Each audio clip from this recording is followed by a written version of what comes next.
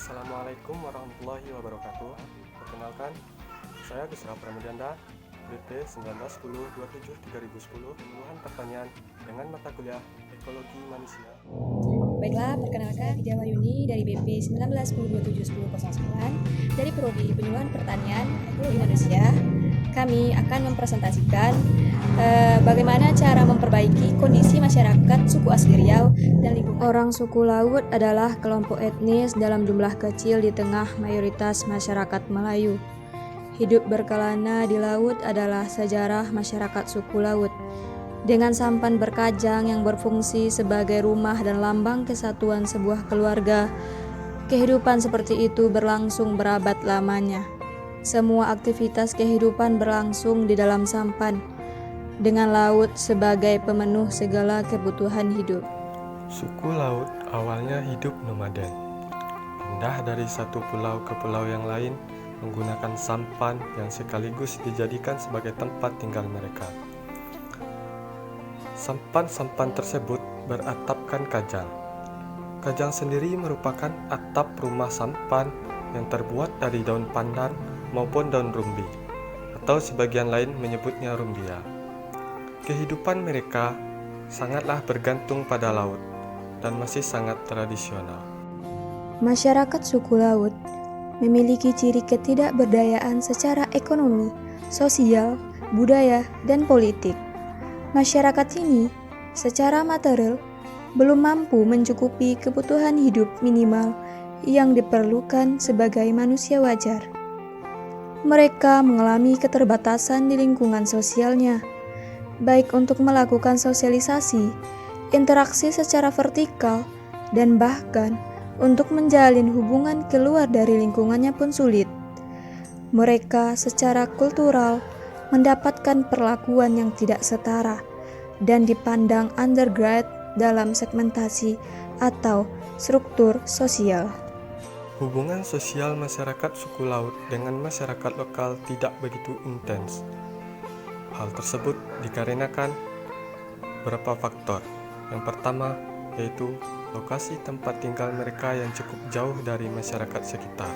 Yang kedua, karena memang ada keengganan bagi masyarakat suku Laut untuk berinteraksi dengan masyarakat lokal yang disebabkan oleh rasa takut, malu, minder, sehingga harus difasilitasi oleh kepala sukunya jika mau berurusan dengan masyarakat lokal ataupun pemerintah. Yang ketiga, prasangka yang menempel pada masyarakat suku Laut yang jorok, kumuh, kotor, jarang mandi, memelihara binatang haram, sehingga masyarakat lokal membatasi intensitas berkomunikasi dengan mereka. Orang-orang di sekitar mereka, terutama orang Melayu, yang merupakan kelompok mayoritas, telah terlanjur menganggap kelompok ini sebagai kelompok terasing yang liar, kotor, bau, dan memiliki ilmu hitam. Mereka yang dikenal dengan sebutan orang Mantang, Barok, Tambus, dan orang Sampan menjadi kelompok yang tersingkir dari pergaulan sehari-hari dengan masyarakat lainnya. Permasalahan yang terjadi pada suku Laut yaitu yang pertama, interaksi sosial dan jaringan kerja terbatas. Interaksi sosial masyarakat suku Laut yang ada di Provinsi Kepulauan Riau dengan masyarakat non-suku Laut masih terbatas untuk melakukan sosialisasi, interaksi secara vertikal, bahkan untuk menjalin hubungan keluar dari lingkungannya. Hal tersebut disebabkan oleh akses yang cukup jauh dari pusat kota, sehingga untuk meninggalkan pemukiman mereka hanya jika ada alasan-alasan yang sangat penting seperti bekerja, sakit, dan belanja. Ditambah lagi juga prasangka masyarakat terhadap suku Laut yang jorok, kumuh, kotor, jarang mandi, memelihara binatang haram, sehingga masyarakat lokal membatasi intensitas berkomunikasi dengan mereka. Selanjutnya yaitu potensi sumber daya manusia yang rendah.